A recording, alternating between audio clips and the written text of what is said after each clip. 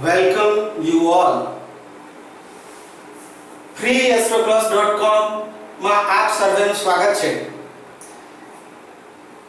જ્યોતિષમાં રસ ધરાવતા, જ્યોતિષ વિષયને જાણવાની ઈચ્છા રાખતા, જ્યોતિષના વિષય બાબતના જિજ્ઞાસુઓ આપ સર્વેનું ભાવભીનું હાર્દિક સ્વાગત છે freeastroclass.com. આજથી આપણે એક નવી શરૂઆત કરવા જઈ રહ્યા છે. જ્યોતિષથી સંપૂર્ણ અજ્ઞાત લોકો, સંસ્કૃત વિષયથી પણ જાણકારી ન રાખતા લોકો, જેમને જ્યોતિષ જાણવું છે, જેમને જ્યોતિષ શીખવું છે, એ લોકો માટે આપણે શરૂ કરીએ છીએ freeastroclass.com નામની પ્રથમ વેબસાઇટ. આ વેબસાઇટ ગુજરાતીમાં વિડિયો દ્વારા જ્યોતિષ બાબતનું પાયાથી શરૂ કરીને સ્ટેપ બાય સ્ટેપ આગળ ઊંડાણ સુધી, વિષયના ઊંડાણ સુધી લઈ જઈ અને જ્યોતિષ વિષય શીખવવાનું ધ્યેય રાખે છે.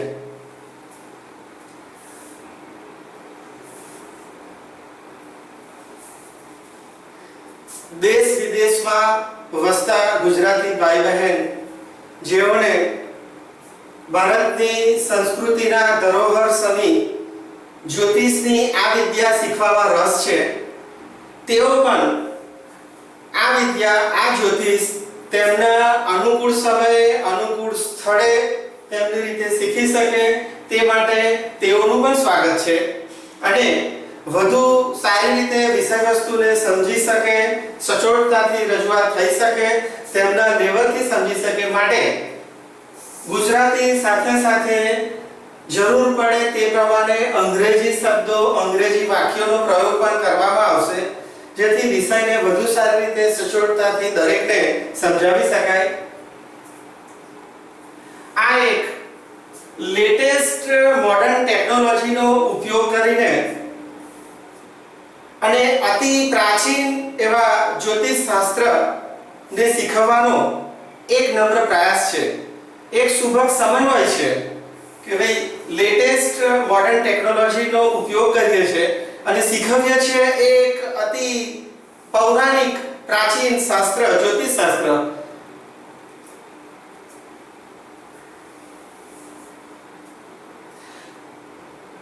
બીજું,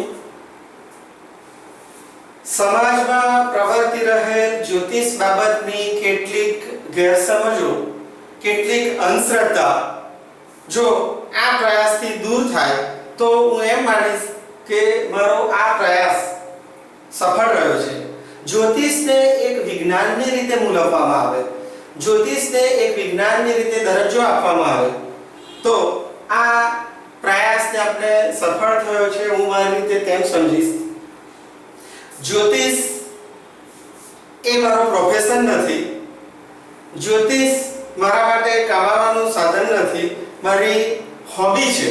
જ્યોતિષ મારો પ્રોફેશન નથી, ઇન્કમનો અર્નિંગ સોર્સ નથી. જ્યોતિષ એ એકમાત્ર હોબી છે. અને મારી ઓળખાણ એક શિક્ષક તરીકેની ઓળખાણ શિક્ષકની ના હોઈ શકે. શિક્ષક તરીકેની ઓળખાણ તેમના જે વિદ્યાર્થી હોય તે આપી શકે.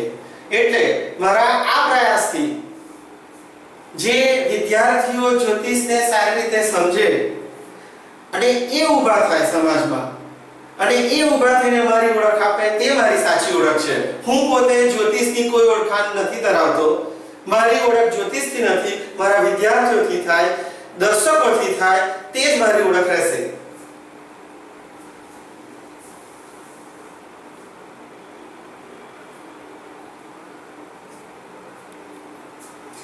આટલી પ્રસ્તાવના પછી આપણે સમજીએ, વિષયની થોડી પ્રસ્તાવના કરીએ કે ભાઈ જ્યોતિષ શું છે.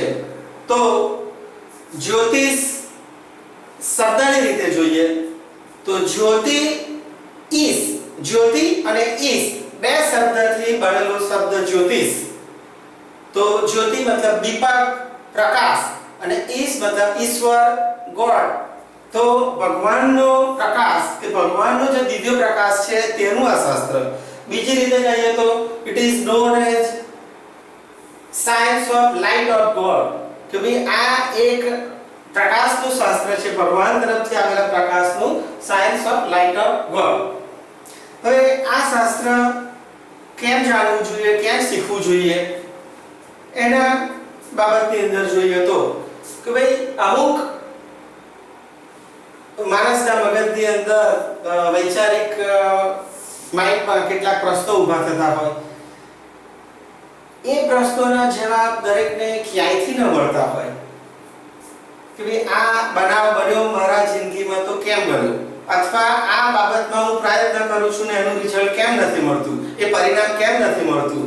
આ બાબતના અથવા તો આપણા ફેમિલી મેમ્બર્સ હોય, સમાજમાં આજુબાજુના માણસોની સફળતા અથવા નિષ્ફળતાથી આપણને કેટલાક મનમાં સવાલો ઉદ્ભવતા હોય, તેના જવાબો ના મળતા હોય, તો આવા જવાબો જ્યોતિષ તમને સરળતાથી અચૂક રીતે સમજાવશે. બીજી રીતે કહીએ તો જ્યોતિષથી ઇન્ટરપર્સનલ રિલેશન, માનવ વ્યવહારના સંબંધો સમજવામાં પણ ઘણી સરળતા રહે છે કે મારી સાથે મારા ફેમિલી મેમ્બર્સ, મારા બિઝનેસ કોમ્પિટિટર, મારા મિત્ર આ ટાઈપથી કેમ વર્તે છે, અથવા તો એમની પાસેથી શું અપેક્ષા હોઈ શકે. તો જ્યોતિષ તમને સમજાવશે માનવ વ્યવહારના સંબંધો, ટુ અન્ડરસ્ટેન્ડ ઇન્ટરપર્સનલ રિલેશન્સ, કે ભાઈ આ એ માણસનો સ્ટ્રોંગ પોઈન્ટ છે, આ માણસ આ રીતે જ વર્તે, એની પાસેથી અમુક અપેક્ષા જ રાખી શકાય. એ બાબત તમને જ્યોતિષના શાસ્ત્ર દ્વારા સમજવા મળશે. અથવા એને બીજી રીતે સમજવું હોય તો જ્યોતિષ તમને જાતકના એ જન્મકુંડળી બાબતથી એમ સમજાવશે કે આ જાતકના આ મજબૂત પાસાઓ છે, સ્ટ્રોંગ પોઈન્ટ છે, અને આ બાબત આ જાતક માટે, આ જન્મકુંડળીના ઓનર માટે, નેટિવ માટે વીક છે, નબળા પાસા છે. હવે પુરુષાર્થ અને પ્રારબ્ધની આ બાબતની અંદર જો એના સબળા પાસા, સ્ટ્રોંગ પોઈન્ટ ઉપર જો પુરુષાર્થ કરવામાં આવશે તો સફળતા સરળ અને વહેલી છે. પણ જો એમના જે વીક પોઈન્ટ છે, નિર્બળ પાસા છે, એ બાબતમાં પુરુષાર્થ કરવામાં આવે તો સંઘર્ષ અને નિષ્ફળતા છે. તો આ રીતે પણ જ્યોતિષનો એક ઉપયોગ પોતાના માટે અથવા તો બીજાના કલ્યાણ માટે, એને શાસ્ત્રને સમજવા માટે પણ થઈ શકે. બીજી રીતે વિચારીએ તો જ્યોતિષ એક સ્પિરિચ્યુઅલ અધ્યાત્મનું શાસ્ત્ર પણ છે. હિન્દુ માઇથોલોજી પ્રમાણે પૂર્વજન્મ, આ જન્મ અને હવે પછીના જન્મ બાબતની થિયરી છે. તો કેટલીક બાબતો જન્મકુંડળી દ્વારા આપણને આ મનન, ચિંતન, મંથન અને અભ્યાસ દ્વારા એ પણ સમજાય છે કે આપનો જન્મ થયો અથવા તો આ જાતક કુંડળીની અંદર આના ગર્ભમાં, ભવિષ્યના ગર્ભમાં શું છુપાયેલું છે તે બાબતની અંદર એને સફળતા મળે કે નિષ્ફળતા મળે, અને એ સફળતા કે નિષ્ફળતા ક્યારે મળે, અને એ સફળતા નિષ્ફળતાને કેવી રીતે પચાવી શકાય, અથવા તો શું અપેક્ષા આપણે પોતાને આપના ભવિષ્ય માટે રાખીએ છીએ, આ બધી બાબતોનો ખુલાસો અથવા તો જવાબ આપણને જ્યોતિષમાંથી મળી શકે. જ્યોતિષ શાસ્ત્રની અંદર ઘણા બધા વિભાગ, ડિસિપ્લિન હોય છે. આપણી પોતાની સમય મર્યાદા, કારણ કે જ્યોતિષનું જ્ઞાન એક અઘાટ વિશાળ દરિયા સમૂહ છે, અને માણસની આ જિંદગી તો ઓછી છે કે જે એ બધું જ જ્ઞાન લઈ શકે. માટે જ્યારે આપણે ઓછા સમય અને રિસોર્સિસ સાથે કોઈક શરૂઆત કરવી હોય તો એક ફોકસ એટેન્શન, એક ગોલ રાખવો જોઈએ, તો આપણે એ ગોલ ઉપર એ ફોકસ એટેન્શન દ્વારા પહોંચી શકીએ. તે જ્યોતિષની અંદર પણ છે કે જ્યોતિષની અંદર ઘણા બધા વિભાગો હોય, દરેક સબ્જેક્ટ્સના ડિસિપ્લિન હોય. તો એની અંદર આપણે શું કરશું તે માટે કે જ્યોતિષમાં એક વિભાગ છે ગણિતશાસ્ત્રનો, કેલ્ક્યુલેટિવ પોર્શન્સ, કે પ્લેનેટના ભાવના ડિગ્રી છે કેલ્ક્યુલેશન્સ કરવા હોય તો આ કેલ્ક્યુલેશન્સ અત્યારે ટેકનોલોજીની જે આપણે વાત કરીએ છીએ તેમ કોમ્પ્યુટર આપણને સરળતાથી કરી આપે છે, પણ એના પાછળ રહેલો બેઝિક પ્રિન્સિપલ શું છે અથવા તો ક્યાંથી કઈ ફિગરો મૂવમેન્ટ થાય છે આ સમજવું અત્યંત જરૂરી છે. તો એ સમજાવવામાં આવશે. આપણે એક વખત સમજી લીધું કે 5 * 5 = 25 અને how this process is carried out, કે ભાઈ આ ગણતરી કેવી રીતે થાય છે. પછી બીજા અસંખ્ય ગુણાકાર ભાગાકાર કે કેલ્ક્યુલેશન્સ કરવામાં આપણને કેલ્ક્યુલેટરની સહાય પૂરતી છે. તેવી જ રીતે ગણિતશાસ્ત્રનો વિષય થયો. પછી આવે છે બીજો એક વિભાગ મુહૂર્ત શાસ્ત્ર. જ્યોતિષ શાસ્ત્રમાં મુહૂર્ત શાસ્ત્રનો પણ એક વિભાગ છે. મુહૂર્ત શાસ્ત્ર આપણને એમ કહે કે ભાઈ કોઈ કામ કરવું છે તો એના માટેનો શુભ સમય કયો સમય છે જે શુભ સમયે કામ કરવાથી એ કાર્યની સારી શરૂઆત થઈ શકે, અથવા તો કયો સમય છે જેને એવોઇડ કરવો જોઈએ, જે સમય દરમિયાન શુભ કામ ન કરવું જોઈએ, નહીં તો વિઘ્ન વગેરે. તો એ મુહૂર્ત શાસ્ત્ર છે. ત્યાર પછી જોઈએ તો એક હોરરી એસ્ટ્રોલોજી, પ્રશ્ન કુંડળી નો પણ વિભાગ છે. જ્યારે કોઈ પણ માણસને ભવિષ્યના કોઈ બાબત માટે પ્રશ્ન થાય તો જ્યારે પ્રશ્ન ઉદ્ભવે તે જ સમયે ભવિષ્યના ગર્ભની અંદર એ પ્રશ્નનો શું જવાબ છુપાયેલો છે તેનો જવાબ પ્રશ્ન ઉદ્ભવતા સમયે જ હોય છે, અને તે દ્વારા એ પ્રશ્નનો જવાબ જાણવો તે છે હોરરી એસ્ટ્રોલોજી, પ્રશ્ન કુંડળી. બીજો એક વિભાગ છે મુંડન એસ્ટ્રોલોજી, મેદનીય જ્યોતિષ. મેદનીય જ્યોતિષ એટલે એક આખા સમાજ સમુદાય ઉપર, એક રાજ્ય ઉપર સામૂહિક અસર માનવ સમાજ ઉપર કેવી રીતે થઈ શકે એ બાબતનો જે અભ્યાસ કરીએ છીએ તેને આપણે મેદનીય જ્યોતિષ અથવા તો મુંડન એસ્ટ્રોલોજી કહીએ છીએ. એ પણ એક જ્યોતિષનો વિભાગ છે.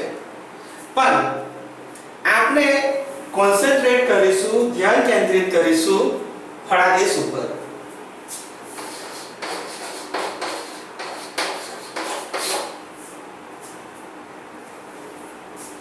દરેક વ્યક્તિને વધુ જાણવામાં રસ તે હોય છે કે એ જાતકની મારા જન્મ કુંડળીની અંદર વ્યક્તિગત રીતે ભવિષ્યમાં શું બનાવ, શુભ અથવા અશુભ અથવા તો કઈ પ્રકારની મારી જિંદગી રહેશે એ જાણવામાં રસ હોય છે.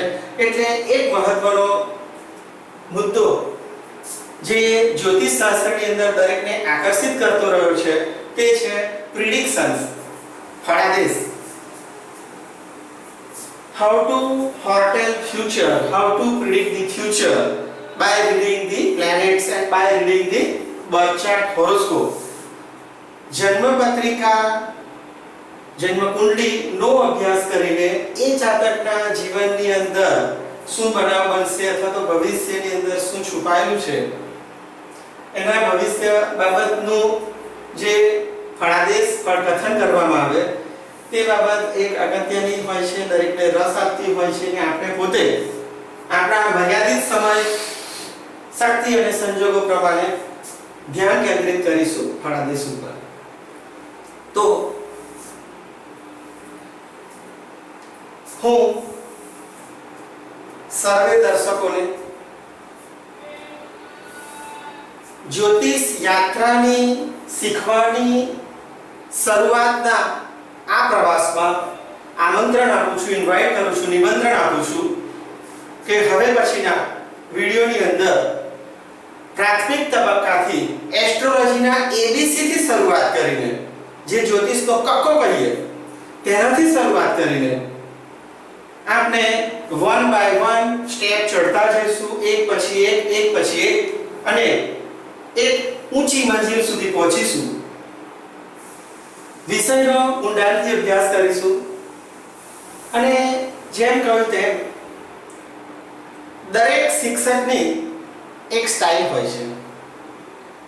જ્યારે કોઈ વ્યક્તિ ગ્રેજ્યુએટ થઈ જાય, કોઈ એન્જિનિયર બની જાય, પણ એ ભૂલી જાય છે કે કોઈક વખતે કોઈક ટીચરે, કોઈક શિક્ષકે એને કે ભાઈ આ એક 0 છે, આ દાદાની લાકડી કરી દો, આ એકડે એક થયો. Once upon a time he was not knowing how to write figure number 1. ત્યાર પછી ગ્રેજ્યુએટ થયા, એન્જિનિયર થયા, પણ પાયાની ઈંટ કે ભાઈ કોઈકે મને એ લખતા શીખવ્યું, કોઈકે મને ક લખતા શીખવ્યું, એ પણ જરૂરી છે. એ આગળ ચણતર તો જ થયું છે કે જ્યારે તમે વાંચતા શીખ્યા, જ્યારે લખતા શીખ્યા, જ્યારે જાણતા થયા કે ભાઈ આ રીતે વાંચી શકાય, આ રીતે ફિગર્સ આવે છે. એટલે આપણી શરૂઆત ABC થી શરૂઆત કરીને આપણી મંજિલ ઊંચી છે, પણ આપણે slow and steady one by one આ અવિરતપણે યાત્રા ચાલવાની જ છે.